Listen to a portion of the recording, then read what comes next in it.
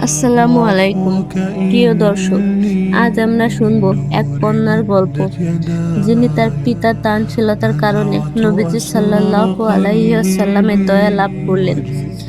হাতেম তাই ছিলেন দানশীলতার প্রতীক।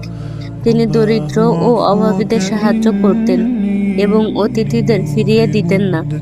মৃত্যুর পরও তার দানশীলতার নাম সমগ্র আরব জুড়ে প্রসিদ্ধ ছিল। একদিন এই কন্যা বন্দী অবস্থায় নবীজি সাল্লাল্লাহু আলাইহি ওয়াসাল্লামের সামনে এসেছিলেন।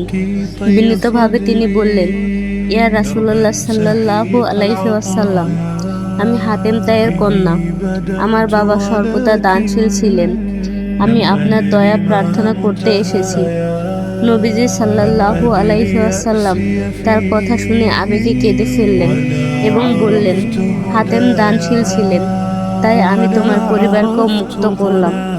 কন্যা তখন কৃতজ্ঞতা প্রকাশ করলেন এবং বললেন, দান মৃত্যুর পরও সম্মান বয়ে আনে।